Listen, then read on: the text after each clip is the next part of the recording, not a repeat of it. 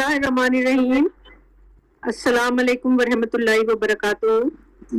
میں کچھ عرض کرنا چاہتی ہوں کہ ہو سکتا ہے یہ نصف آخر نہ ہو سکتا ہے ایک دفعہ پھر ہمیں آپ کی خدمت میں حاضر ہونا پڑے، کیونکہ تعلیمات اخوت جو ہیں صوفیہ کی، ان کا دائرہ بہت وسیع ہے، تو جتنا آج کر سکوں گی کروں گی، بقیہ پھر انشاءاللہ آئندہ کریں گے۔ جی، تو آپ کا شکریہ، آپ کی سماعتوں کا شکریہ۔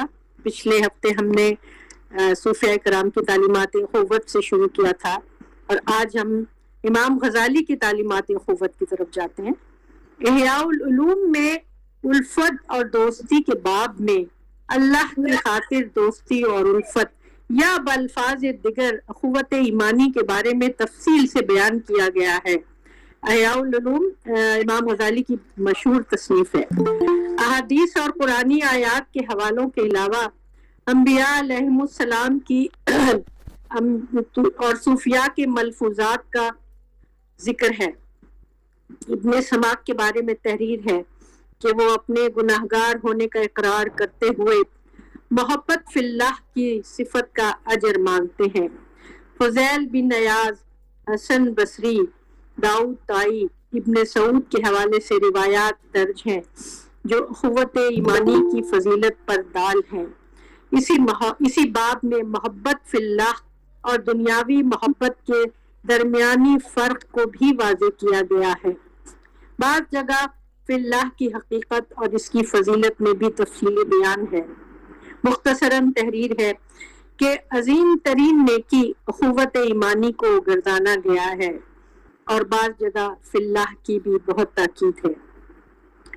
مندرجہ بالا حوالے اس امر کا واضح طور پر اظہار کرتے ہیں کہ صدر اول میں صوفیاء کی تعلیمات اخوت معاشرے میں کس طرح جاری و ساری تھی، اور احکام الہی کے پیش نظر عارفوں کے نزدیک اپنے بھائی کا حق ادا کرنا سب سے بڑی خوشی سمجھی جاتی تھی، یہاں تک کہ کسی شخص کی عدم موجودگی میں اس کا دینی بھائی اس کے گھر والوں سے اگر کوئی چیز لے جاتا تھا یا اپنی ضرورت کے حساب سے اس کے مال میں تصرف بھی کر لیتا تھا، تو اس اعتماد اور بھائی چارے کے مظہر کی خوشی میں لونڈیاں آزاد کر دی جاتی تھیں۔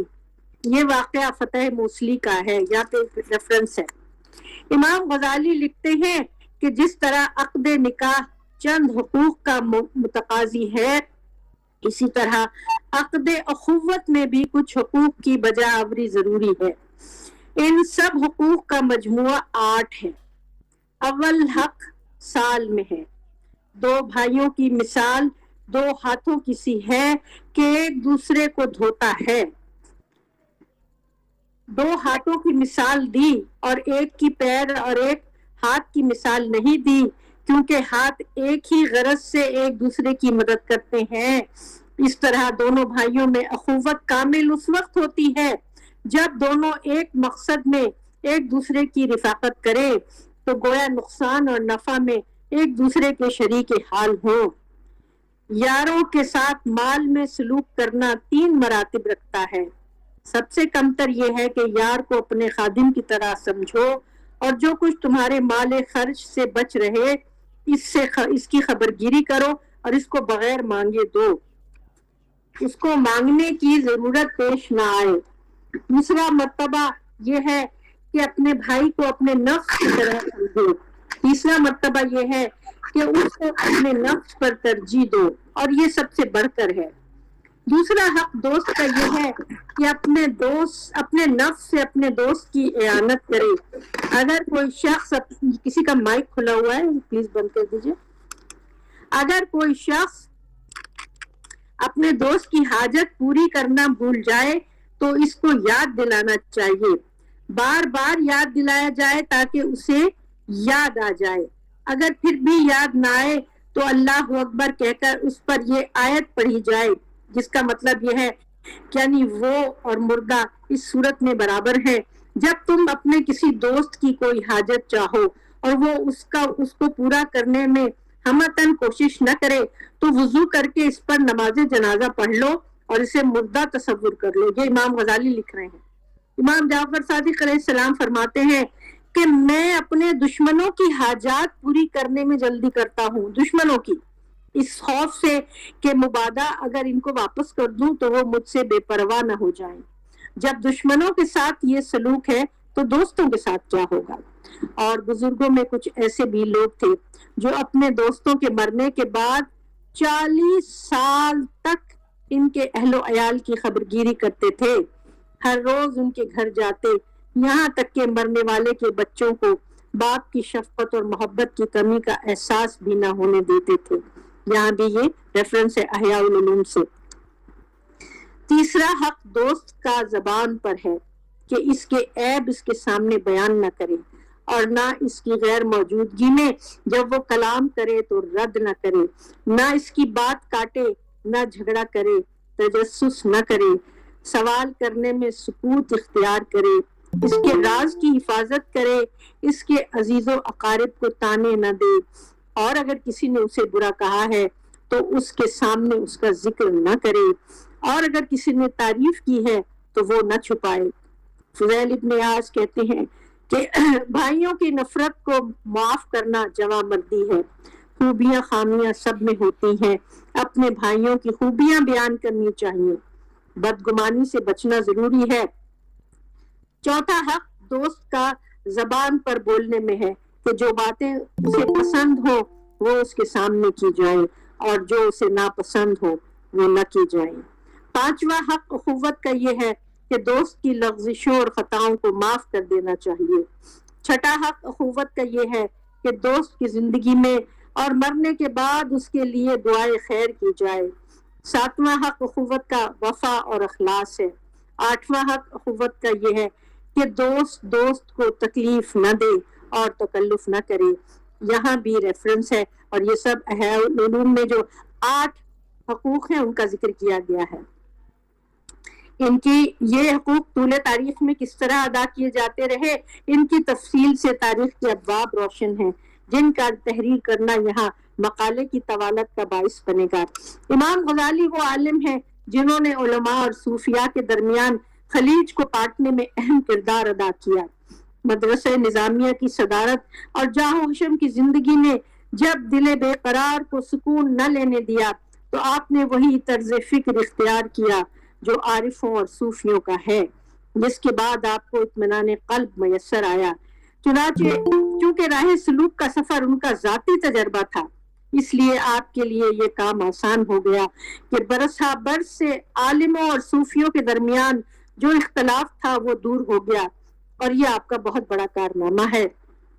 مفتی اعظم محمد شفیع اپنی کتاب دل کی دنیا میں لکھتے ہیں، یہ بھی صحابہ کرام اور اسلاف امت کی خصوصیت تھی کہ دوستانہ طور پر خیر خواہی اور ہمدردی سے ایک دوسرے کے عیوب پر اس طرح تنبیہ کر دیتے تھے کہ اس میں مخاطب کی تحقیر و توہین یا نقصان رسانی کا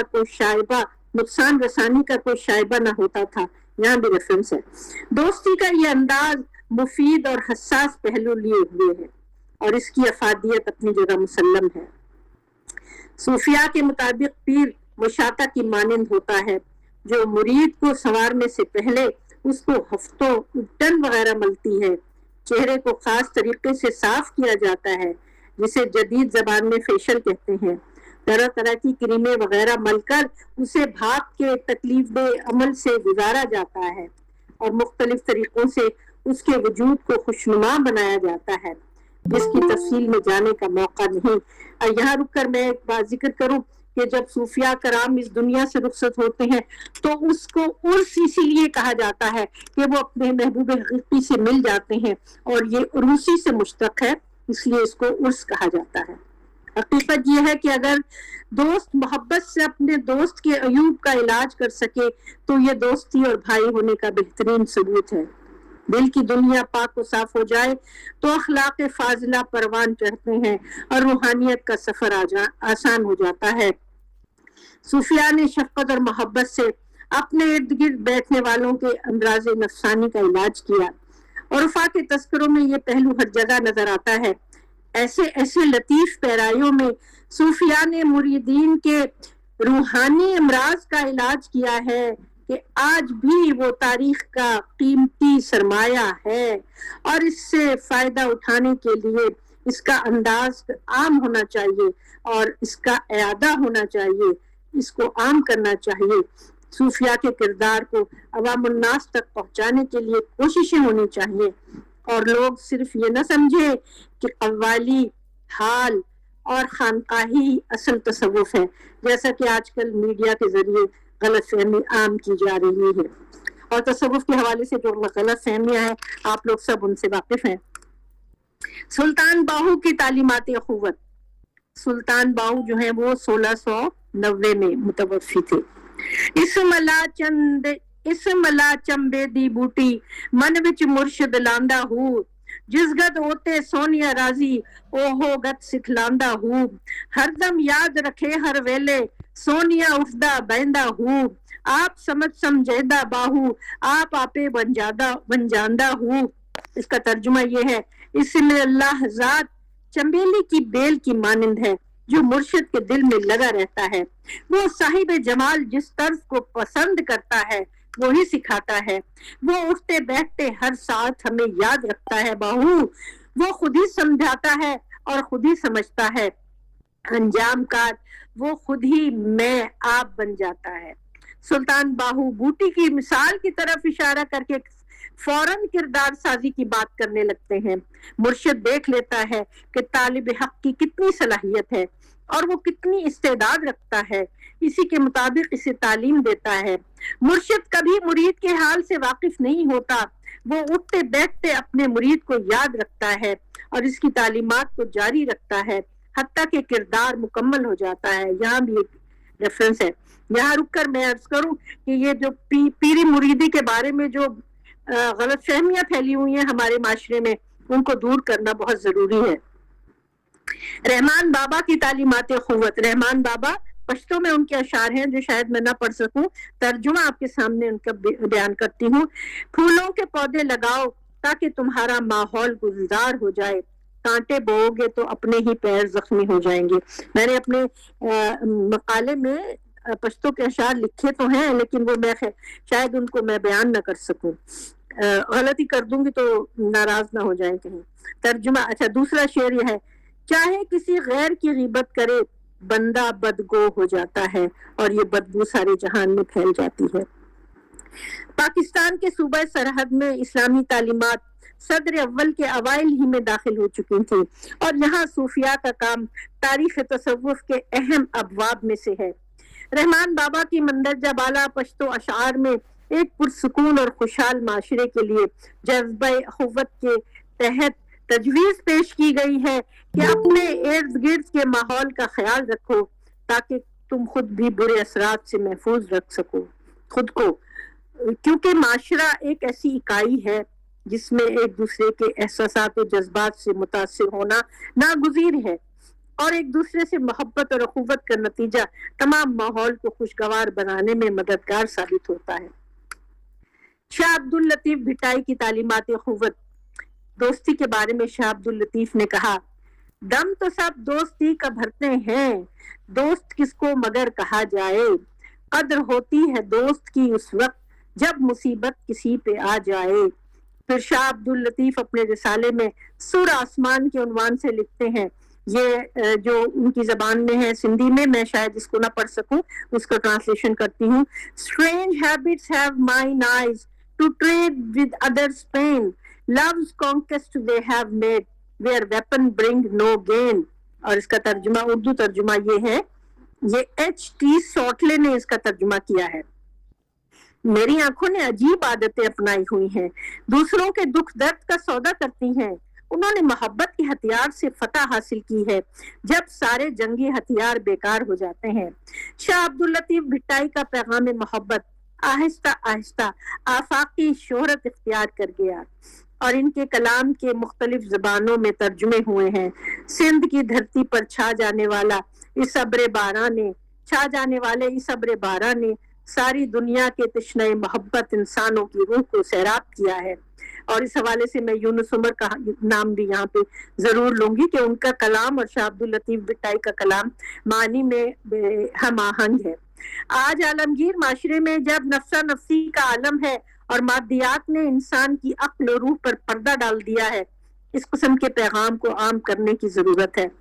جلال الدین رومی کی تعلیمات اخوت، اپنے خطبات میں علامہ اقبال نے رومی کے بارے میں لکھا، آج دنیا کو کسی رومی کی ضرورت ہے جو امید کی شمع جلائے اور زندگی کے لیے آتش شوق فروزاں کرے۔ یہاں ایک ریفرنس ہے جو کہ اس کتاب سے لیا گیا ہے، پیر رومی اور مرید ہندی۔ جلال الدین رومی اپنی مثنوی محبت کے بارے میں لکھتے ہیں، یہاں فارسی کے اشعار ہیں اور اگر میں کوئی غلطی کروں تو مجھے معاف کر دیجیے گا۔ از محبت تلخ ہا شیریں بود، وز محبت مسحا زرنی بود، از محبت در مانی شود معافی شود، وز محبت در شافی شود، از محبت خارہا گل می شود، وز محبت سرکہا مل می شود، از محبت دار تختے می شود، وز محبت بار نجدے می شود، از محبت سجن گلشن می شود، وز محبت روزہ گلخن می شود، از محبت نار نورے می شود، وز محبت دیو گورے می شود، از محبت سنگ روغن می شود، بے محبت موم آہن می شود، از محبت حزن شادی می شود، وز محبت غول ہادی می شود، از محبت نیش نوشے می شود، وز محبت شیر موشے می شود، از محبت سقم صحت می شود، وز محبت قہر رحمت می شود، از محبت مردہ زندہ می شود، وز محبت شاہ بندہ می شود، ای محبت ہمیں نتیجہ دانشست کے غضافے پر چنی تخت نشست، دانش ناقص کجائی عشق زاد، عشق زائد نقصہا اما برجمات۔ یہ بھی یہاں بھی ایک ریفرنس ہے۔ ترجمہ کیا ہے اس کا؟ ترجمہ یہ ہے، محبت کی وجہ سے کڑوی چیزیں شیریں ہو جاتی ہیں، محبت سے تانبے سونا بن جاتے ہیں، محبت سے تلچھٹنے صاف ہو جاتی ہیں، محبت سے تو تکلیف دینے والے درد شفا بخشنے والے بن جاتے ہیں، محبت سے کانٹے پھول بن جاتے ہیں، محبت سے سرکہ شراب بن جاتا ہے۔ مزید فرماتے ہیں کہ محبت ہی کے باعث سولی تخت بن جاتی ہے اور محبت سے بوجھ نصیبہ بن جاتا ہے، محبت سے تو قید خانہ بھی چمن بن جاتا ہے، لیکن محبت کے بغیر تو باغ بھٹی کے برابر ہو جاتا ہے۔ اسی محبت سے آگ نور بن جاتی ہے اور محبت ہی سے عفریت اور دیو حور کی طرح مہربان بن جاتے ہیں۔ محبت کے کرشمات سے پتھر تیل بن جاتا ہے، لیکن بغیر محبت کے موم بھی لوہے کی طرح سخت ہی بنا رہتا ہے۔ محبت سے بڑا غم خوشی میں بدل جاتا ہے اور محبت ہی کے باعث چھلاوا بھی رہبر بن جاتا ہے۔ محبت سے ڈنک شہد بن جاتا ہے اور محبت سے شیر بھی چوہے سے زیادہ ڈرپوک اور حقیر بن سکتا ہے۔ محبت سے تو بیماری بھی تندرستی بن جاتی ہے اور اس طرح محبت سے قہر بھی رحمت میں بدل جاتا ہے۔ محبت سے کانٹا بھی سوسن بن جاتا ہے اور یہی محبت اندھیرے گھروں کو منور اور روشن کر دیتی ہے۔ محبت سے مردہ زندہ ہو جاتا ہے اور محبت سے شاہ غلام بن جاتا ہے۔ یہاں ایک ریفرنس ہے جو یقیناً مثنوی مولانا روم کا ریفرنس ہے۔ مولانا روم از محبت کے حوالے سے فرماتے ہیں کہ محبت چیزوں کی حقیقت ہی کو بدل دیتی ہے اور یہ محبت دانش ہی کا نتیجہ ہے۔ ہر طرح کا عشق و محبت کامل عقل کا نتیجہ ہے۔ محبت کا یہ نغمہ مثنوی مولانا روم کی ایک حکایت کے اختتام پر ملتا ہے اور اس میں عالم خلق کے کثیر حوالوں کے ذریعے عالم امر کی روشنی کا پرتو قلب انسانی پر ڈالنے کی کوشش کی گئی ہے۔ خار، پتھر، موم، پھول، قید خانہ، گلشن، سرکہ، شراب، دیو، حور، تختہ دار، صحت، قرض، یہاں تک کہ موت و حیات کی ماہیت کا انحصار محبت پر بتایا گیا ہے۔ خلاصہ یہ ہے کہ محبت چیزوں کی طینت کو بدل دیتی ہے اور یہ معجزہ ہے۔ اب ہم علامہ اقبال کی تعلیمات اخوت پر گفتگو کرتے ہیں۔ یوں تو مثنوی مولانا روم کی آفاقیت اور اثر پذیری اپنی جگہ مسلم ہے، لیکن اقبال نے ہر مقام پر خود کو رومی کا شاگرد تسلیم کیا ہے اور ان کے ہر فلسفے کی بنیاد رومی کی شاعری میں نظر آتی ہے۔ دوسرے تمام حوالوں سے قطع نظر محبت کا درس اقبال نے بھی اپنی شاعری میں دیا ہے۔ یقین محکم، عمل پہم، محبت فاتح عالم، جہاد زندگانی میں ہیں یہ مردوں کی شمشیریں، اور اسی طرح محبت کے نام سے علامہ اقبال کی مشہور نظم ہے جو انتہائی خوبصورت ہے، آپ کے سامنے پیش کرتی ہوں۔ روح سے شب کی زلفیں تھی ابھی نا آشنا خم سے، روح سے شب کی زلفیں تھیں ابھی ناآشنا خم سے، ستارے آسماں کے بے خبر تھے لذت رم سے، قمر اپنے لباس نو میں بیگانہ سا لگتا تھا، نہ واقف تھا ابھی گردش کے آئینے مسلم سے، ابھی امکان کے ظلمت خانے سے ابھری ہی تھی دنیا، مذاق زندگی پوشیدہ تھا پہنائے عالم سے، کمال نظم ہستی کی ابھی تھی ابتدا گویا، حویدہ تھی نگینے کی تمنا چشم خاتم سے، سنا ہے عالم بالا میں کوئی کیمیا گر تھا، صفات تھی جس کی خاک پا میں بڑھ کر ساغر جم سے، لکھا تھا عرش کے پائے پہ ایک اکسیر کا نقطہ، لکھا تھا عرش کے پائے پہ ایک اکسیر کا نسخہ، چھپاتے تھے فرشتے جس کو چشمے روح آدم سے، نگاہیں تاک میں رہتی تھی لیکن کیمیا گر کی، وہ اس نسخے کو بڑھ کر جانتا تھا اسم اعظم سے، بڑا تسبیح خانی کے بہانے عرش کی جانب، تمنائے دلی آخر برائی سی پہم سے، پھر آیا فکر اجزا نے اسے میدان امکان میں، چھپے گی کیا کوئی شے بارگاہ حق کے محرم سے، چمک تارے سے مانگی چاند سے داغ جگر مانگا، اڑائی تیرگی تھوڑی سی شب کی زلف برہم سے، تڑپ بجلی سے پائی حور سے پاکیزگی پائی، حرارت لی نفس آئے مسیح ابن مریم سے، ذرا سی پھر اب ربوبیت سے شان بے نیازی لی، ملک سے عاجزی افتادگی تقدیر شبنم سے، پھر ان اجزا کو گھولا چشمہ حیواں کے پانی میں، پھر ان اجزا کو گھولا چشمہ حیواں کے پانی میں، مرکب نے محبت نام پایا عرش اعظم سے، محوس نے یہ پانی ہستی نوخیز پر چھڑکا، گھرا کھولی ہنر نے اس کی گویا کار عالم سے، ہوئی جنبش آیا ذروں نے لطف خواب کو چھوڑا، گلے ملنے لگے اٹھ اٹھ کے اپنے اپنے ہمدم سے، خرام ناز پایا آفتابوں نے ستاروں نے، چٹک گلچوں نے پائی داغ پائے لال ازاروں نے۔ یہ میں آپ کے سامنے علامہ اقبال کی خوبصورت نظم پیش کر رہی تھی۔ مسلمان صوفیہ کی طرح اقبال نے جس نے تصوف کی بات کی ہے وہ محبت کا پیامبر ہے، اور انہوں نے خانقاہوں سے نکل کر رسم شبیری ادا کرنے پر زور دیا ہے، نکل کر خانقاہوں سے ادا کر رسم شبیری۔ اقبال کے پیغام محبت و اخوت کی جھلک ان کے اردو اور فارسی کلام میں جا بجا ملتی ہے۔ وہ کہتے ہیں یہی مقصود فطرت ہے، یہی رمز مسلمانی، اخوت کی جہانگیری، محبت کی فراوانی۔ خلاصہ یہ کہ صوفیاء کے کلام میں جہاں عشق حقیقی کے مطالب و مفاہیم اپنے کمال معرفت کے ساتھ موجود ہوں، وہیں مخلوق خدا کے ساتھ محبت، ہمدردی، عفو درگزر، قربانی، ایثار اور اخوت کا درس بھی موجود ہے۔ نہ صرف یہ کہ صوفیاء نے اپنے اشعار اور ملفوظات کے ذریعے یہ پیغام عام کیا، بلکہ اپنے سلوک اور رویوں سے بھی اس پر زور دیا ہے۔ صوفیاء کی خانقاہیں ایک چاہنے والی ماں کی طرح، گھر کی طرح اپنی آغوش وا کیے ہوئے تھکے ماندے انسانوں کو پناہ دینے کے لیے موجود ہیں۔ آج بھی مادہ پرستی کے دور میں جس طرح تیسری دنیا کے غریب ممالک جہاں بھوک اور افلاس، غربت عوام الناس کو کھائے جا رہی ہے، صوفی کی خانقاہ یا صوفی کے مزار پر دن میں یا رات میں بھوکے کو کھانا کھلایا جاتا ہے۔ کھانا کھلانے والے کا پتہ نہیں، کھانا کھانے والے کی شناخت ضروری نہیں، صرف ایک ان کہا رشتہ ہے، محبت ہے جو ان میں جاری اور ساری ہے۔ ہم چونکہ اتنا عادی ہو چکے ہیں اس تصور کے کہ عبداللہ شاہ غازی کے مزار پر جو کلفٹن میں موجود ہے، میں ایک مثال دے رہی ہوں، مرجع خلائق ہے، اور دن رات میں یہاں کئی مرتبہ کھانا تقسیم ہوتا ہے، اس لیے ہم اس سے سرسری گزر جاتے ہیں۔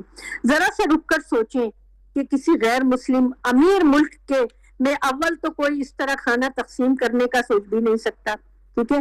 دوسرے کھانا لینے والے یا قبول کرنے والے ہزاروں شکوک میں مبتلا ہو جائیں گے، وہ کہیں گے کہیں یہ کھانا زہر آلود تو نہیں، اس کھانے کو تقسیم کرنے کا لائسنس جاری ہوا ہے یا نہیں ہوا ہے، یا اس کے پیچھے ان کی کوئی نیت اور تو نہیں ہے، اور کیا وجہ ہے کہ یہ دوسروں کو مفت کھانا کھلا رہے ہیں۔ شک و شبہ کی یہ کیفیت ان معاشروں میں پائی جاتی ہے جہاں اخوت کے حوالے سے صوفیاء کی خدمات اور اس قسم کی عملی مثالیں ناپید ہوتی ہیں۔ اخوت کے حوالے سے صوفیاء کی خدمات کی عملی مثالیں کیا ہے؟ یہ تو میں نے آپ کے سامنے اقوال بیان کیے تھے. عملی مثالیں یہ ہیں، صوفیاء کا تجربہ کامیاب رہا. ہم چاہتے ہیں کہ یہ تجربہ دہرایا جائے اور اس کا فائدہ ہر اس شخص کو پہنچے جو عالمگیر معاشرے کے گوناگوں مسائل کا شکار ہو چکا ہے. اگرچہ صوفیاء کی تعلیمات کا ماخذ و منبع اسلامی تعلیمات ہیں، یا بالفاظ دیگر جب ہم تصوف کی روح کو دیگر مذاہب کی تعلیمات میں بھی جاری و ساری دیکھتے ہیں تو یہ کہہ سکتے ہیں کہ یہ الہامی ہدایت ہے. یہ الہامی ہدایت کی روح کا جوہر اپنے اندر لیے ہوئے ہے.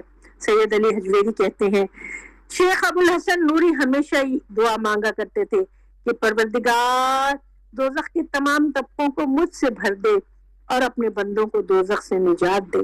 یہاں بھی ایک حوالہ ہے. ایثار کا واقعہ بیان کرتے ہوئے علی حجویری نے ایک واقعہ سنایا جس میں 10 درویش صحرا کے سفر میں پیاس سے مرنے کے قریب ہوئے. ان میں سے 9 نے ایک دوسرے کی خاطر پانی نہ پیا. پانی صرف اتنا تھا کہ ایک آدمی کی پیاس بجھ سکے.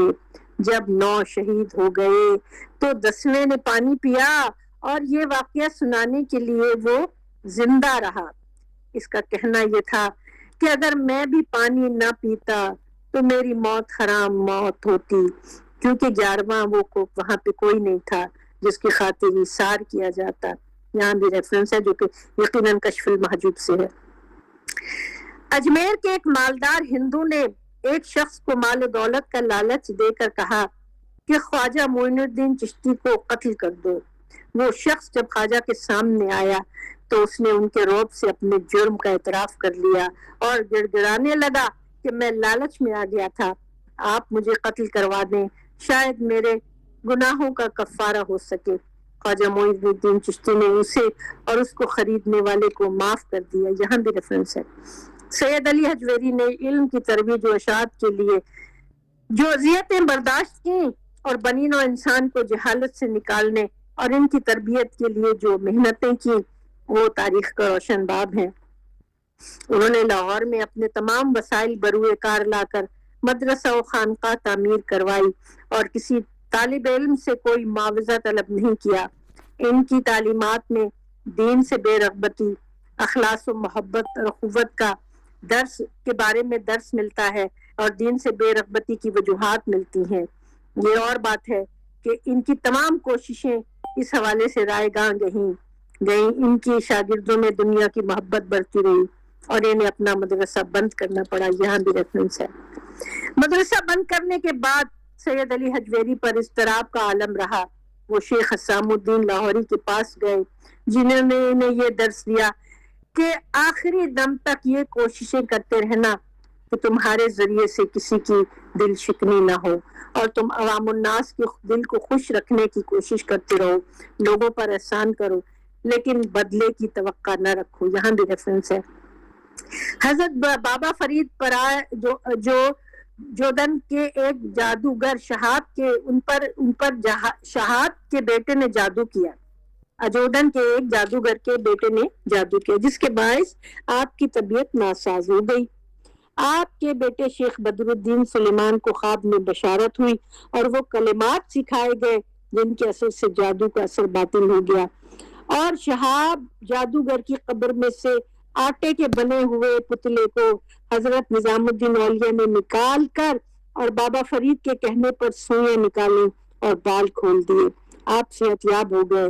جادوگر کے بیٹے کو لے کر حاکم وجودن حاضر ہوا اور کہا کہ یہ آپ کا مجرم ہے اور اسے قتل کر دینا چاہیے. بابا فرید نے کہا اللہ نے مجھے صحت دی، میں نے بھی شکرانے کے طور پر اسے معاف کر دیا. اور وہ شخص آپ کے قدموں پر گر پڑا اور اپنے اس کافرانہ فعل سے ہمیشہ کے لیے تائب ہو گیا. یہاں بھی ایک ریفرنس ہے. بابا فرید کا مشہور قول ہے دشمنوں کو نیک مشورے سے شکست دو اور دوستوں کو تواضع سے اپنا گرویدہ بناؤ. اجودن کے ایک منشی کو حاکم اجودن سے شکایت تھی کہ وہ بہت سخت گیر ہے. وہ بابا فرید کے پاس گیا اور کہا کہ حاکم اجودن سے میری سفارش کر دیں کہ وہ مجھ پر سختی نہ کرے کہ میں بہت تنگ آ گیا ہوں. بابا فرید نے سفارش کی لیکن کوئی فائدہ نہ ہوا. جب منشی آپ کے پاس دوبارہ فریاد لے کر آیا تو آپ نے کہا ہو سکتا ہے تم نے بھی اپنے کان کسی مظلوم کی سفارش پر بند کیے ہوں، یہی وجہ ہے کہ حاکم پر میری سفارش کا اثر نہ ہوا۔ یہ بات منشی کے دل کو لگی، اس نے اپنے قصور کو پہچانا اور عہد کیا کہ میں آج سے کسی کو رنج نہیں پہنچاؤں گا، چاہے وہ میرا کوئی دشمنی کیوں نہ ہو۔ اس نے بابا سے دعا کے لیے بھی کہا۔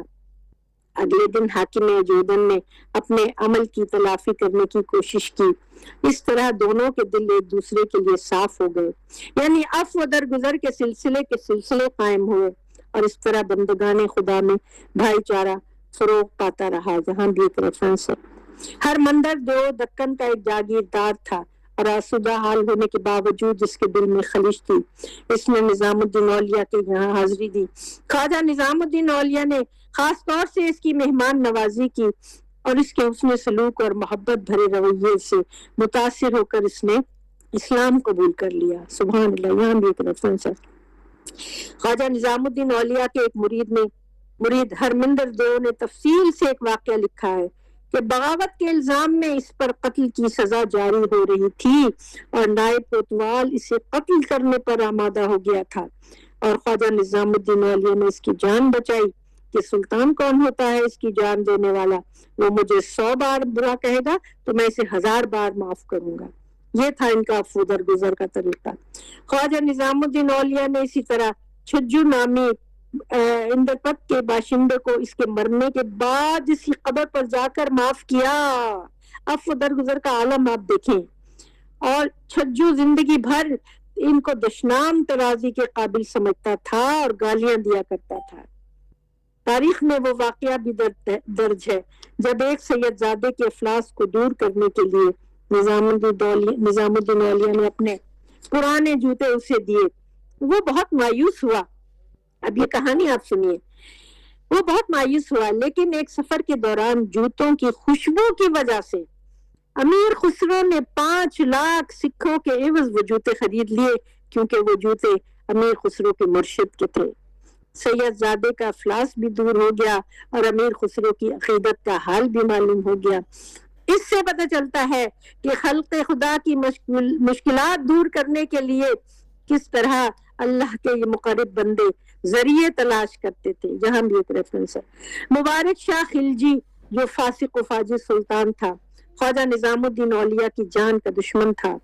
جب اس کو خسرو خان کے آدمیوں نے قتل کیا تو مریدوں نے خوشی کا اظہار کیا، جس پر آپ نے منع کیا۔ نظام الدین اولیاء خواجہ نے منع کیا کہ موت برحق ہے، اور ایک انسان کو زیبا نہیں کہ وہ دوسرے انسان کی موت پر خوشی کا اظہار کرے۔ ہمیں اپنے اعمال پر نظر رکھنی چاہیے تاکہ انجام بخیر ہو۔ اگر کوئی خدمت گزار یہ کہتا کہ فلاں شخص نے آپ کی شان میں بڑی گستاخیاں کی ہیں تو آپ یہ اشعار گنگنانے لگتے تھے: ہر وہ شخص جو مجھے رنج دیتا ہے اسے بے شمار راحتیں میسر ہوں، ہر وہ شخص جو مجھے اپنا یار نہیں سمجھتا اللہ اسے اپنا دوست رکھے۔ اور ترجمہ: ہر وہ شخص جو میرے راستے میں دشمنی کے کانٹے بچھاتا ہے اس کی عمر کے باغ میں کھلنے والا ہر پھول کانٹوں سے محفوظ رہے۔ آپ نے فرمایا برا کہنا برا ہے اور برا چاہنا اس سے بھی برا ہے۔ ایک موقع پر آپ نے فرمایا انسان کے ساتھ 2 چیزیں ہیں، نفس اور قلب۔ اگر کوئی نفس کے ساتھ پیش آئے تو اس کے ساتھ قلب کے ساتھ پیش آنا چاہیے۔ نفس میں دشمنی، غوغا اور شور ہے، اور قلب میں نرمی ہے۔ یہ بہت زبردست نسخہ میرے اور آپ کے لیے انہوں نے بیان کیا کہ اگر کوئی نفس کے ساتھ پیش آئے تو اس کے ساتھ قلب کے ساتھ پیش آنا چاہیے۔ جب خواجہ نظام الدین اولیاء غوث پور میں مقیم تھے تو یہ زمانہ افلاس کا زمانہ تھا، اور تاریخوں میں ہے کہ وہ خود بھی بھوکے رہتے تھے اور اپنے ساتھیوں کو کھانا کھلاتے تھے، کبھی اصرار کر کے، کبھی حکم دے کر، کبھی ساتھ بیٹھ کر، اور کبھی کھانا کھانے کی اداکاری کرتے تھے کہ آپ کا ہاتھ کھانے کے برتن میں رہتا تھا، اور جب تک ساتھی کھانا نہ کھا چکتے وہ باہر نہ آتا تھا، اور ساتھی سمجھتے تھے کہ وہ بھی کھانا کھا رہے ہیں، حالانکہ وہ ایک طرح کی اداکاری ہوتی تھی۔ اور جب سب کھا چکتے تب وہ لقمہ آپ کے منہ میں جاتا تھا۔ بس میرے پاس کتنا وقت اور ہے؟ میں یہ تو بہت طویل ہے یہ مقالہ، مجھے بتائیے 5 منٹ میں ختم کر دوں؟ 2 منٹ میں کر لیجیے، وقت پورا ہو جائے گا۔ جی اچھا۔ اسی طرح ایک گدڑی پوش درویش کا واقعہ ملتا ہے جس نے آ کر خواجہ نظام الدین اولیاء کی خانقاہ میں کھانا مانگا. بھوک سے بے چین درویش کے لیے خواجہ کھانا خود اٹھا کر اس کے پاس لے کر گئے. جس نے گرم گرم کھانا کھایا باقی مٹی کی اس دیگ کو توڑ دیا اور سلطان ظاہری و باطنی کا لقب دے کر چلا گیا. یہ سلطان المشائخ کہلائے جانے کی وجہ قرار دی جاتی ہے. یہاں بھی ایک ریفرنس ہے. خواجہ نظام الدین اولیاء نے حضرت خواجہ اجل شیرازی کے حوالے سے ایک واقعہ سنانے کے بعد کہا ترک دنیا کے یہ معنی ہرگز نہیں کہ انسان بے لباس ہو کر لنگوٹ باندھ کر ایک جگہ بیٹھا رہے، بلکہ ترک دنیا کا یہ معنی ہے کہ لباس پہنے، کھانا کھائے، فتوحات جو حاصل ہوں انہیں بندگان خدا میں تقسیم کرتا رہے، جمع نہ کرے اور اپنی طبیعت کو کسی شے کی جانب مائل نہ ہونے دے. درس کے دوران مختصر سے صاحبان کے نیچے بہت کم لوگ آ سکتے تھے تو خواجہ نظام الدین اولیاء آواز بلند کر کے کہتے لوگوں ذرا قریب قریب آ جاؤ، قریب ہو جاؤ تاکہ دوسرے لوگ بھی اس صاحبان کے نیچے آ سکیں. آپ کا یہ جملہ تاریخ میں روشن رہے گا. اور اسی پر میں آج کے اپنے اس گفتگو کا انجام اس کو ختم کرتی ہوں. کیا جملہ ہے وہ؟ دھوپ میں بیٹھے تو وہ ہیں مگر جلتا میں ہوں. میں پھر عرض کروں، دھوپ میں بیٹھے تو وہ ہیں مگر جلتا میں ہوں. ربنا تقبل منا انک انت السمیع العلیم وتب علینا انک انت التواب الرحیم. جزاک اللہ. آپ کی سماعتوں کا شکریہ. ماشاءاللہ ڈاکٹر سمیہ اخلاق صاحبہ، آپ نے جس عدلی چاشنی اور روانگی کے ساتھ اپنا مکالمہ مکمل کیا وہ آپ ہی کی شان ہے ہمیشہ کی طرح اس دفعہ بھی. اب ہم پروگرام کے اگلے حصے کی طرف بڑھتے ہیں اور آج کی مقالے پہ جو صاحب بھی سوال کرنا چاہیں، تبصرہ فرمانا چاہیں.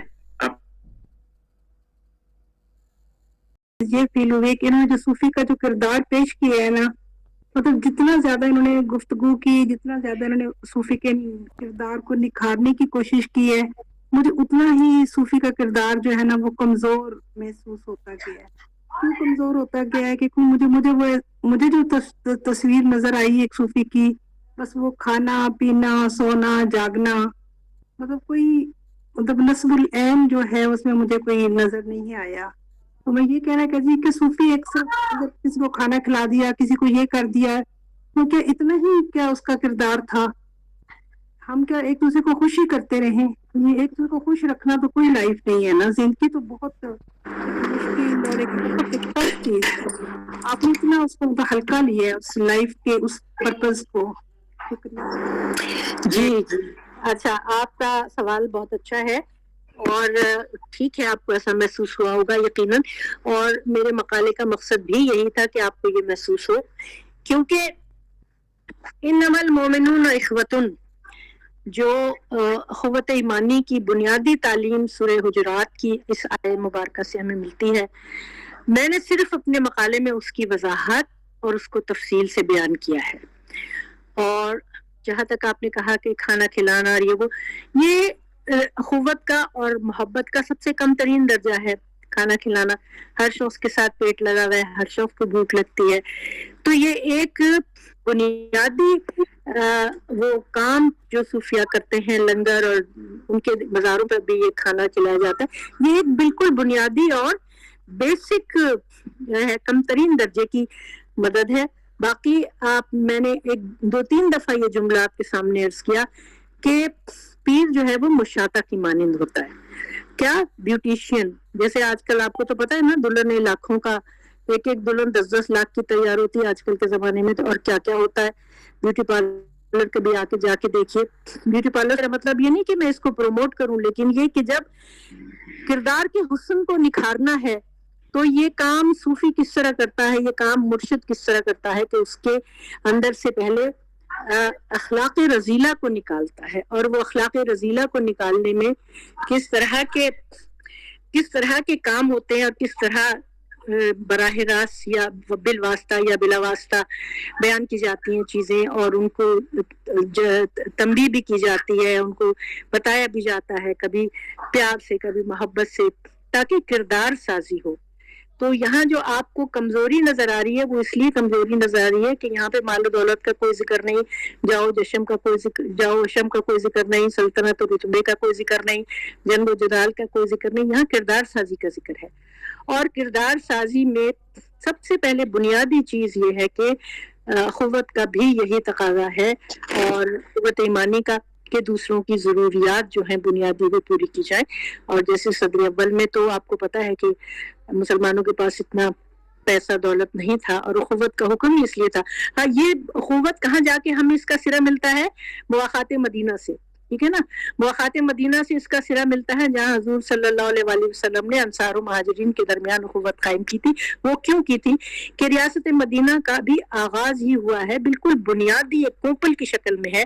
تو یہاں ایک دوسرے کو مضبوط کرنے کے لیے اخوت قائم کی تھی، ایک دوسرے کا بھائی بنایا تھا تاکہ ایک دوسرے کی ضرورتیں پوری کی جائیں.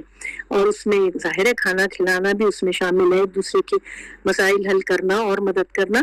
تو میں تو نہیں سمجھتی کہ یہ کوئی کمزوری کی نشانی ہے، یہ تو بہت بڑی طاقت ہے کہ دوسروں کو محبت سے اور پیار سے ان کو سپورٹ کیا جائے اور ان کو اتنا جسمانی اور جذباتی اور روحانی طریقے سے ان کو اتنی طاقت دی جائے کہ ہم آپ کے ساتھ کھڑے ہیں، آپ تنہا نہیں ہیں.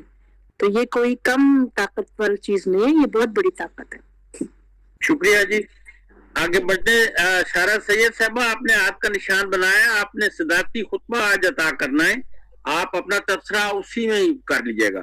جی زمان راجہ صاحب، ڈاکٹر زمان راجہ صاحب سے درخواست ہے. جی بسم اللہ الرحمن الرحیم. یہی مقصود فطرت ہے، یہی رمز مسلمانی، اخوت کی جہانگیری، محبت کی فراوانی. ماشاءاللہ آج کا جو ٹاپک تھا وہ اخوت کے اوپر تھا اور صوفیاء کرام کی تعلیمات سے جو مقالہ پیش کیا گیا وہ بہت اس میں موتی جڑے ہوئے تھے ان کی سیرت سے، جو کردار ہمارے سامنے آتا ہے. اور واقعی اس میں جو کھانا کھلانے والی بات ہے اس کا وہ خانقاہ کا ایک طرح امتیاز بھی ہے. اور بات یہ ہے کہ بہت سارے لوگوں کو جو دین کی بات ہے وہ روحانیت سے یا دماغ سے یا دل سے سمجھ نہیں آتی، ان کو معدے کے تھرو سمجھ آتی ہے. اور بہت سارے لوگ جو ہیں وہ روحانیت کے لیے نہیں جاتے، ٹھیک ہے، وہ اپنی ضروریات زندگی بھی ان کی وابستہ ہوتی ہے. تو صوفیاء کا یہ طریقہ رہا ہے. فرید الدین گنج شکر کا ایک شعر بھی ہے ان کا کہ پانچ رکن اسلام دے تے چھواں فریدہ ٹک جو ہے وہ روٹی کو کہتے تھے اس زبان میں، اس ماحول میں اس وقت کے، کہ اسلام کے 5 رکن اترے ہیں اور چھٹا جو ہے وہ روٹی اتری ہے. جے لبے نہ چھواں تے پنجے جاندے مک. تو انہوں نے کہا کہ اگر چھٹا نہ ہو، اگر بھوک انسان کو تنگ کرتی ہے تو پھر اس کے پانچوں جو ہے نامکمل رہتے ہیں. کہ بھوک افلاس ایک ایسی ایک اس کی تپش ہے کہ انسان کی عقلیت، اس کی فکر، اس کا علم، اس کی اخلاقیات ساری جو ہے اس سے دب کر رہ جاتی ہے. اور حضور کا ایک ارشاد بھی ہے کہ میں افلاس سے پناہ مانگتا ہوں، ٹھیک ہے. اور واقعی جو صوفیاء کے دربار ہیں وہ مرجع خلائق کے عام ہیں. اور اس میں ایک وہ لائٹر نوٹ کے اوپر ہے کہ کسی ڈرامہ میں ایک آدمی نے اشتہار دیا کہ مجھے ایک ملازم کی ضرورت ہے. تو اس نے انٹرویو شروع کیے تو اس نے کہا جی آپ کو کیا دیں گے تنخواہ؟ اس نے کہا جی کوئی تنخواہ نہیں، رہائش ہوگی، کھانا ہوگا. تو انہوں نے کہا نوکری کیا، کام کیا ہوگا؟ اس نے کہا جی کام بھی کوئی نہیں. اس نے کہا پھر بھی بتائیں تو صحیح. انہوں نے کہا جی دادا صاحب جانا ہے، وہاں سے اپنا کھانا کھانا ہے اور میرے لیے لے آنا ہے. ٹھیک ہے. تو یہ جو روحانیت کی ان کو روحانیت بھی میسر آئی. اور جو باقی ظاہر ہر انسان کا ایک اپنا لیول ہوتا ہے. وہی کسی نے کہا نا، وہ شیکسپیئر کا بھی ایک ہے کہ اگر بندہ جو ہے وہ بھوکا ہے اور وہ جیتڑوں میں لپٹا ہوا ہے تو وہ کہتا ہے کہ اس کو کھانا دیں، گیو ہم اے فوڈ، پرووائڈ ہم اے شیلٹر، اس کو چھت دیں، اس کو تحفظ دیں then he will talk of his morality, his right, his dignity. پھر وہ اپنی عزت نفس کی بات کرے گا, اپنے حقوق کی بات کرے گا. جب تک اس کو کھانا نہیں ملتا تو سب سے پہلی جو اس کی خواہش ہوتی ہے وہ اسی طرف ہی ہوتی ہے. بہرحال صوفیاء کا بڑا مقام ہے, اور علم و حکمت میں جو انہوں نے اس خطے کو سیراب کیا. اور علامہ اقبال نے تو سید حجویر کے بارے میں فرمایا کہ سید حجویر مخدوم امم, مرکدے او پیر سنجر را حرم, خاک پنجاب از دمے او زندہ گشت, صبح ماہ از میرے او تابندہ گشت, اے آبروئے ملت بیضا کے پاس بان, لاہور تیرے دم سے عروس البلاد ہے. جزاک اللہ خیر. شکریہ جناب.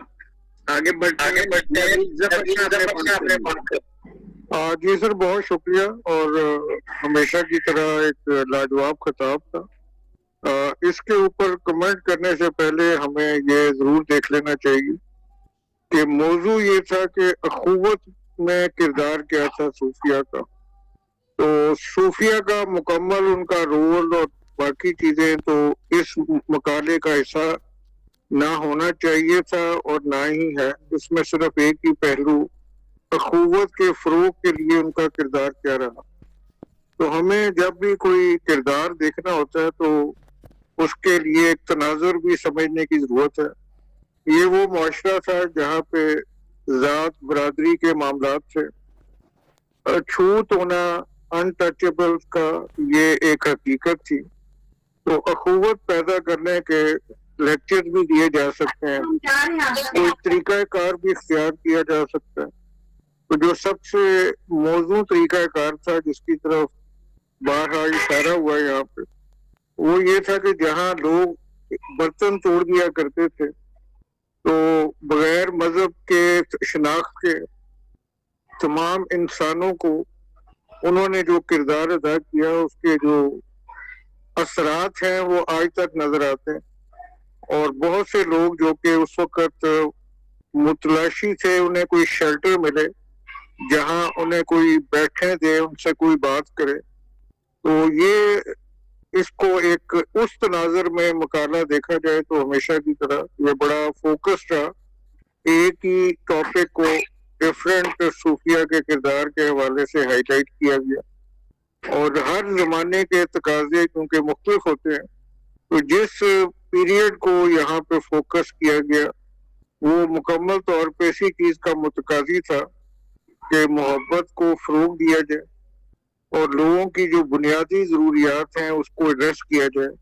اور یہ دونوں معاملات آج تک چلے ہوئے ہیں, اور اس کے باقی جو لوازمات ہیں اس پہ بہت سے لوگوں کا ہو سکتا ہے کہ اختلاف رائے بھی ہو, لیکن اخوت کے فروغ کے لیے شاید اس سے بہتر کوئی ذریعہ ممکن نہیں تھا جو کہ ڈیمونسٹریٹ بھی ہوا. اس میں نہ کوئی علاقے کی فرق تھا کہ یہ سندھ کی بات ہو رہی ہے یا کے پی کے کی بات ہو رہی ہے.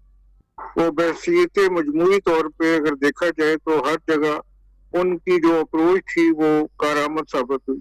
بہت شکریہ. شکریہ جناب ظفر صاحب. اب لسٹ کے مطابق ڈاکٹر یاسر حسین ستی الخیری جو اس پروگرام کے منتظم بھی ہیں ان کا آؤٹ پٹ چاہیے. شکریہ. تو وہ بعد میں جی بہت شکریہ جی میر صاحب. ہمیشہ کی طرح جی ڈاکٹر سویہ اخلاق صاحبہ کے ایک دفعہ پھر مشکور ہیں کہ مقالہ لکھنا ایک الگ فن ہے اور اس کو بیان کرنے میں بھی اللہ تبارک و تعالیٰ نے ان کو بہت وسعت سے نوازا ہے. اور میں ڈاکٹر زمان رانجھا صاحب اور نوید صاحب کی باتوں سے ان کے جو تبصرے ہیں ان سے مکمل جو ہے وہ اتفاق کرتے ہوئے آگے چلوں گا کہ آج کا جو موضوع تھا وہ صوفیانہ اخوت ہی تھا, تو اخوت پہ ہی بات کرنی تھی. باقی یہ پلیٹ فارم حاضر رہتا ہے سیاسی تعلقات, معاشرتی, جہادی خدمات, ایون سفارتی صوفیاء کے حوالے سے جو بھی ہیں ان کی خدمات ہر فیلڈ میں کہیں زیادہ ہیں کہیں کم ہیں, تو یہ پلیٹ فارم حاضر رہتا ہے, اس پہ بھی بات کی جا سکتی ہے اور کرتے رہیں گے انشاءاللہ آپ بزرگوں کی دعاؤں سے. تو یہ وہ لوگ تھے کہ جب ہمارے اس گنگائی جمنائی تہذیب کے اندر آئے تو انہوں نے سنٹرل ایشیا سے یا عرب سے اپنے ساتھ باقاعدہ آدمی لے کے آئے, اور ان کے مریدین میں کافی پڑھے لکھے اور مالدار لوگ موجود تھے جو وہاں سے سرمایہ لے کے آئے. اور یہاں آ کے وہ شودر جن کو برہمن اپنے ساتھ بیٹھنا بھی نہیں دیتے تھے، ان کو اپنے پاس نہ صرف بٹھایا، ان کی بات سنی، اور مذہب کی انہوں نے بات ہی شروع میں نہیں کی، شروع میں صرف ان کو اپنے ساتھ مانوس کیا اسی کھانے پہ ہی. اور وہ لوگ جو بالکل گرے ہوئے تھے ان کو نے دیکھا کہ اعلیٰ جو روایات کے حامل لوگ ہیں، بڑے بڑے خان اور بڑے بڑے جو ان کے اپنے القابات ہیں اپنے سنٹرل ایشیا اور ان علاقوں میں، اور یہاں آ کے یہ ہمیں اپنے پاس نہ صرف بٹھاتے ہیں بلکہ کھانا بھی کھلاتے ہیں اور بڑی تہذیب اور بڑی شائستگی کا مظاہرہ کرتے ہیں. تو وہ لوگ مجبور ہو گئے دل سے، یعنی ان کا جو اقتدار ہے وہ دلوں کے اندر داخل ہو گیا، اور وہ کلمہ پڑھنے پہ مجبور ہو گئے کہ لا الہ الا اللہ محمد رسول اللہ، یہ دین مساوات ہی ہے اور یہی ہماری نجات کا ذریعہ ہے. تو یہ صوفیانہ اخوت کا ایک پہلو تھا. شاہ ہمدان جنہوں نے کشمیر میں سب سے زیادہ خدمات سر انجام دی، ان کے بارے میں آج تذکرہ کروں. ڈاکٹر محمد باقر خاکوانی صاحب کا بھی حال ہی میں انتقال ہوا، تو ایک بیٹھک میں ہم بیٹھے تھے تو وہ کہنے لگے، کسی ریسرچ کا حوالہ دیتے ہوئے انہوں نے بتایا کہ یہ جب سری نگر میں آئے تو آتے ہوئے 600 یا 700 سادات وہاں سے لے کے آئے، اور وہ جو سادات تھے وہ سارے عالم یا صوفی نہیں تھے، بلکہ ان میں زیادہ تر کچھ کارپینٹر اور کچھ قالین بافی کا کام کرنے والے. تو کشمیر کا جو کارپینٹر ہے، کشمیر میں جو لکڑی کا کام ہے آج بھی پوری دنیا میں، اور کشمیر کی قالین اور ایران کی قالین، ان میں آپس میں بڑا ایک کیا کہتے ہیں ملتا جلتا رجحان ہے. تو یہ بیسیکلی شاہ ہمدان نے دونوں چیزیں آ کے کشمیر میں متعارف کروائی، یعنی معاشرتی طور پہ بھی اور ساتھ ساتھ دین اسلام کی سربلندی. ہمارے مری میں بھی کچھ عرصہ انہوں نے پڑھاؤ کیا، اور یہاں سے ہوتے ہوئے آگے گئے تو یہاں جدھر بھی گئے وہ لوگوں کو کلمہ بھی پڑھاتے گئے، اور ان کی اخوت بھائی چارہ اور ساتھ ان کے سماجی معاملات کو بھی بہتر انداز کے ساتھ حل کرتے ہوئے چلے گئے. اور آخری بات کہ اخوت کی اس سے زیادہ کیا مثال ہو سکتی ہے کہ باقی باللہ رحمۃ اللہ علیہ کے حوالے سے آتا ہے کہ ایک رات وہ اٹھے تو کیا دیکھتے ہیں کہ شدید سردی میں ہیں، تو وضو کیا، تہجد پڑھی، اور واپس جب گئے تو دیکھا ایک بلی ان کے بستر پہ آرام فرما ہو گئی. تو وہ پوری رات باقی رات اس وجہ سے جاگتے رہے کہ اگر میں بستر پہ گیا تو بلی کے آرام میں خلل آئے گا، وہ آرام کر لے. تو جو جانوروں کے ساتھ اتنا اچھا سلوک کرتے تھے، اور اس سب کی بنیادیں جو ہیں وہ ہمارے دین اسلام اور ہمارے پیارے نبی صلی اللہ علیہ وآلہ وسلم کی سنت مبارک کے ساتھ بڑی تواتر کے ساتھ متصل ہیں، اور یہی شیوا رہا ہے، اور یہی اخوت کا مظاہرہ آج میں سمجھتا ہوں کہ ہمارے معاشروں میں اٹھتا جا رہا ہے. کاش آج کے صوفیاء اور سجادہ نشین بھی عام لوگوں کے ساتھ بیٹھ کے کھانا کھائیں، ان کو اپنے ساتھ رکھیں اور معاشرے میں وہ عام آدمی کی طرح رہیں. آج کے صوفیاء کا جو نام نہاد صوفیاء ہیں گدی نشین، ان کا پروٹوکول تو بادشاہوں سے بھی بڑھ گیا ہے. تو ایسے حالات میں وہ تصوف کو بدنام کر رہے ہیں، اور یورپ میں تصوف بڑے اچھے طریقے سے جا رہا ہے. تو ہمارے جو امیر صوفیاء ہیں جن کو اللہ نے وسائل دیے مادی، تو وہ ضرور یورپ میں جا کے ایسے لنگر خانے قائم کریں جس طرح ڈاکٹر صبیہ اخلاق صاحبہ نے تذکرہ کیا، تاکہ وہاں کا عام انسان بھی ان کے قریب آئے. اور وہاں کے لوگوں کو بھی عزت نفس چاہیے. کھانا تو ان کے پاس بہت ہے شاید، لیکن عزت نفس کا مسئلہ ہے، اور اگر صوفیاء وہاں عزت نفس دینے میں یہ جو کھانا کھلانے کی رسم ہے، اور اکثر صوفیاء نے بلکہ عموماً سب صوفیاء نے اس کو اڈاپٹ کیا ہے.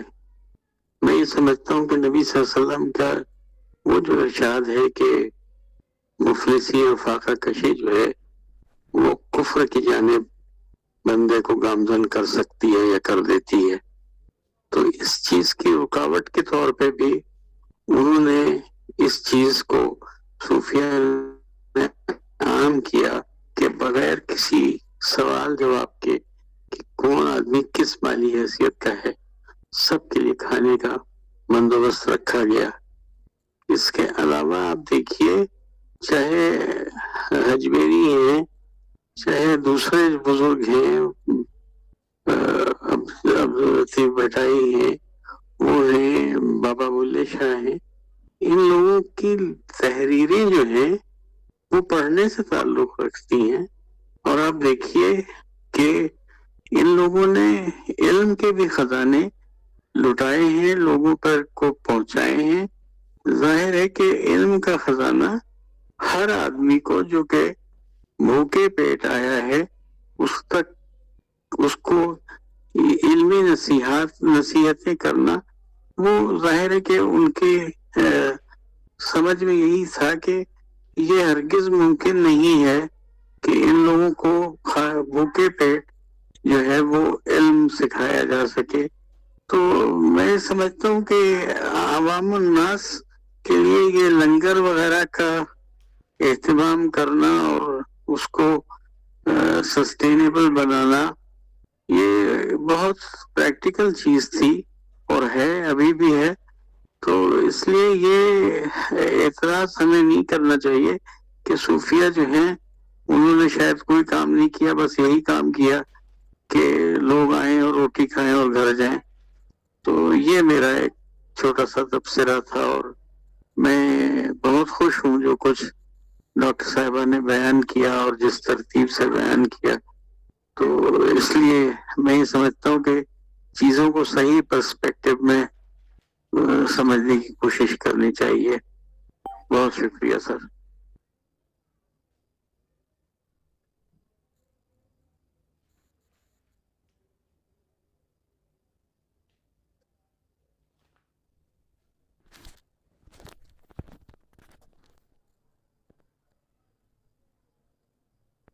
جی میر صاحب، آپ کی آواز ہم تک نہیں پہنچ رہی. میر افسر امان صاحب. شکریہ. میں محمد اختر سید صاحب سے درخواست کر رہا ہوں کہ وہ اپنی بات رکھیں. شکریہ. ڈاکٹر یاسر حسین ستی الخیری صاحب، واقعی بند تھا میرا مائک. جی السلام علیکم ورحمۃ اللہ وبرکاتہ. جیسا کہ حسن شاہی صاحب نے کہا اور نوید ظفر صاحب نے کہا کہ جی ہم اس مقالے کو اگر اسی تناظر میں دیکھیں جو اس کا موضوع ہے تو یقیناً ایک بہت اچھا مقالہ تھا، اور انہوں نے اپنے نقطۂ نظر کو بہت اچھے طریقے سے پیش کیا.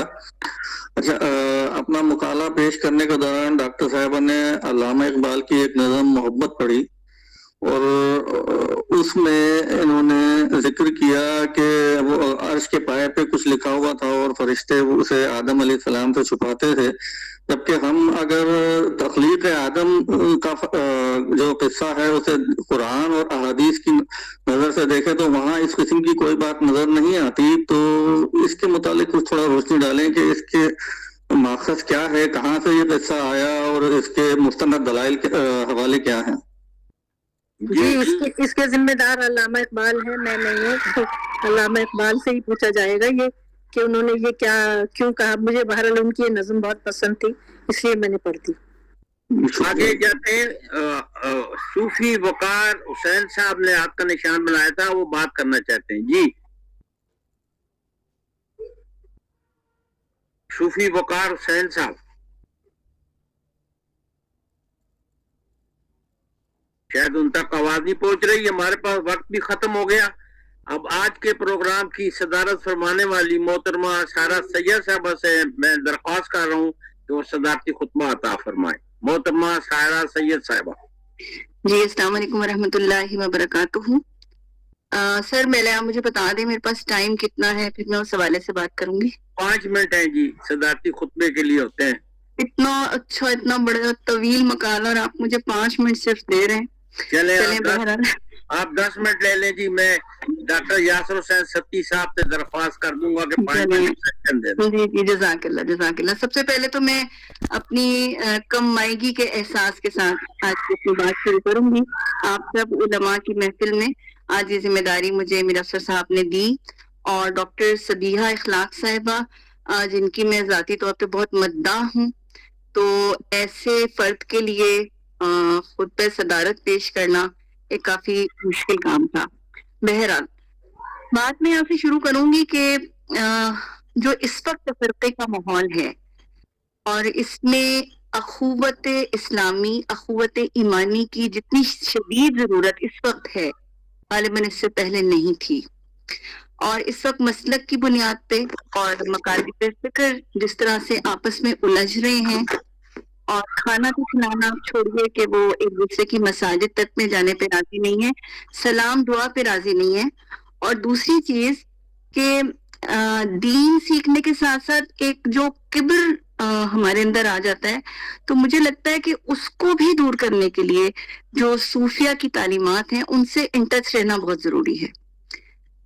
ڈاکٹر डॉक्टर साहिबा ने अखुवत और रवादारी के हवाले से बहुत डिटेल और बहुत माशाल्लाह शानदार मकाला पेश किया। मैं बस चंद नुकात ही इसमें रखूंगी।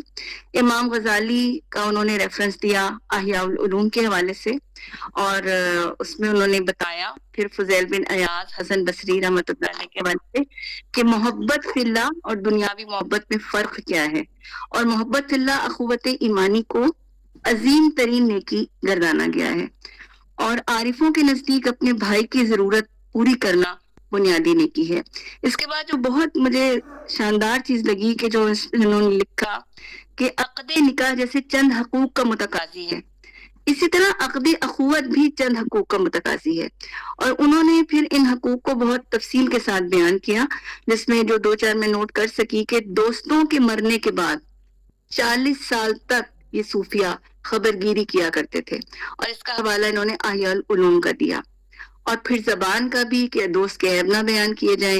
फुजैल बिन इयास का हवाला कि भाइयों की नफरत को माफ किया जाए। जबान पे बोलने का हक बयान किया कि दोस्त की लफ्जिश को माफ कर दिया जाए, दोस्त के लिए दुआए खैर की जाए। और सबसे बेहतरीन बात कि इमाम गजाली रहमतुल्लाह अलैह का जो कारनामा कि उलमा और सूफियों के दरमियान खलीज को पाटने का किरदार उन्होंने अदा किया, जिसका मुझे लगता है कि आज भी बहुत ज्यादा जरूरत है। और जो जो चीजें इन्होंने इसमें अपने मकाले में बयान की, वो मुझे तो लग रहा था कि जैसे हम सबको रिकॉल करने की जरूरत है कि मोहम्मद शफीक साहब की किताब उन्होंने दिल की दुनिया का हवाला दिया कि वो दोस्तों के सामने उनको नसीहत इस तरह किया करते थे कि मुखातिब की तहकीर नहीं होती थी। और फिर जो बड़ा ही शानदार जुमला मुझे लगा कि मुर्शिद अपने मुरीद के साथ मशाता यानी जो ब्यूटिशियन है वो वाला मामला करता था। बहुत तफसील डॉक्टर साहिबा ने बताई, मैं उसमें नहीं जाऊंगी, लेकिन बहुत ही जबरदस्त ये मुझे जुमला लगा। और जब ये सूफिया महबूब खुदा से मिल जाते बुजुर्ग, इसीलिए उस वक्त को, उस लम्हे को कहते हैं, ये लफ्ज उर्स जो है वो अरूसा से ही निकला है। अच्छा, इसके अलावा इन्होंने सुल्तान बाहू की तालीम अखुवत, इसम अल्लाह चंबेदी बूटी, मन विच मुर्शिद लाई हूँ। मुझे जितनी थोड़ी बहुत शुद्ध है पंजाबी की, मेरे ख्याल में हो के बजाय ये हूँ है। और मुर्शिद इसमें देख लेता है कि तालिब इल्म कितनी इस्तेदाद रखता है। रहमान बाबा का इन्होंने जिक्र किया जो पश्तो के शायर थे, फूलों के पौधे लगाओ ताकि माहौल खुशगवार हो जाए। बेहतरीन बात, यानी मैं आपसे बार बार ये कह रही हूँ, इस वक्त की शदीद तरीन जरूरत, छोड़ दें जो हमारे आपस के इख्तलाफात छोटे छोटे, इसे छोड़ दें। कांटे बोगे तो लहू लुहान हो जाओगे, इर्द गिर्द के माहौल का ख्याल रखो। फिर शाह अब्दुल लतीफ भटाई जो सिंधी के शायर थे, उनका और यूनुस उमर का कलाम उन्होंने कहा कि हम आहंग है, और ये भी जाहिर है सारा इसके अंदर दोस्ती ही की बात है। जलालुद्दीन रूमी के खुतबात अखुवत, आज दुनिया को रूमी की जरूरत है जो मोहब्बत की शमा जलाए। और फिर जो उन्होंने एक बड़ी तफसीली नज़म पढ़ी, फारसी की तो मुझे इतनी शुद्ध नहीं है, लेकिन जो इन्होंने तर्जुमा बयान किया इतना वो शानदार था। बिल्कुल मुख्तसर बताती हूँ मैं।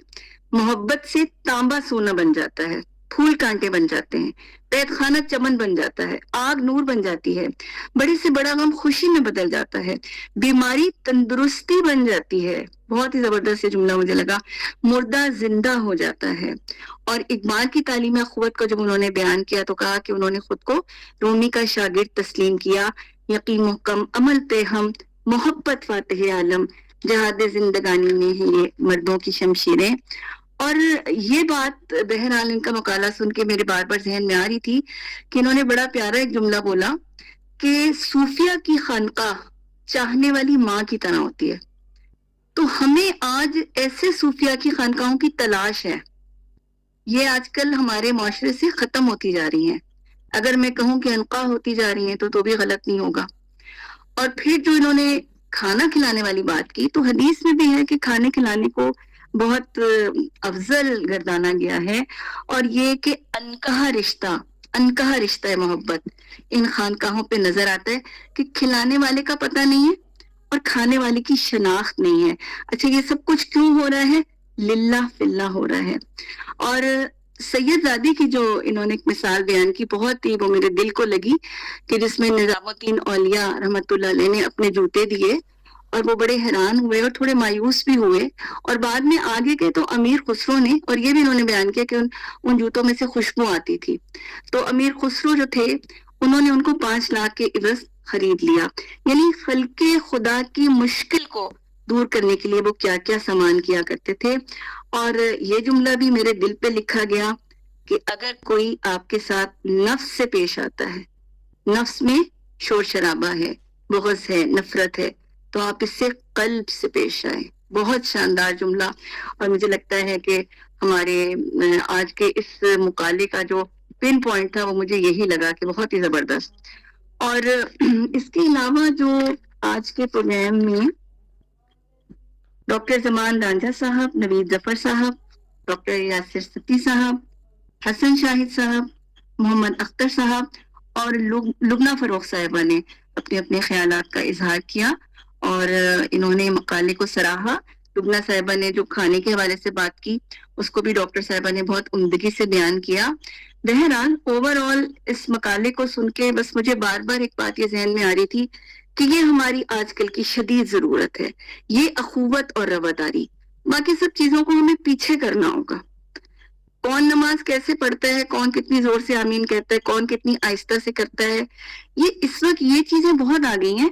لیکن یہ جو عفو درگزر ہے، یہ جو محبت کرنا ہے، یہ جو صلہ رحمی ہے، یہ جو ایک دوسرے کے ساتھ دل والا معاملہ رکھنا ہے، یہ چیزیں ختم ہوتی جا رہی ہیں. تو اللہ تعالیٰ بہترین جزا دے ڈاکٹر سبیہ صاحبہ کو اور ہمیں صوفیاء کی ان تعلیمات پہ عمل کرنے کی توفیق عطا فرمائے. وما علینا الا البلاغ.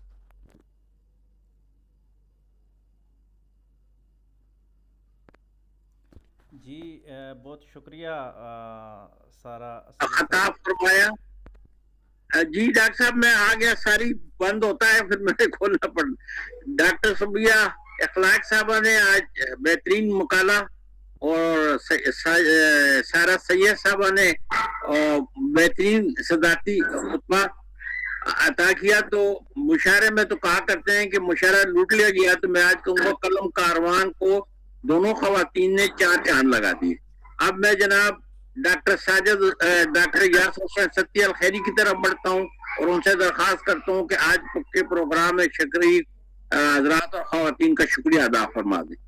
جی الحمدللہ، اللہ تبارک و تعالیٰ کا لاکھ لاکھ شکر. حضور نبی اکرم صلی اللہ علیہ وآلہ وسلم کی نظر عنایت اور بزرگوں کی توجہات کے آج ہمارا پھر پروگرام اچھے طریقے سے پائے تکمیل تک پہنچا. اس پروگرام میں جتنے بھی حضرات و خواتین نے شرکت فرمائی، بالخصوص ڈاکٹر سبیہ اخلاق صاحبہ نے مقالہ پیش کیا، جتنے لوگوں نے تبصرے کیے، سوال و جواب ہوئے، اور باقی بھی جتنے حضرات و خواتین شامل ہوئے، سب کا میں انتہائی مشکور ہوں. اور ہفتہ بھر ہمارے پروگرام چلتے رہتے ہیں آن لائن، تو ان میں بھی ضرور شرکت فرمایا کریں.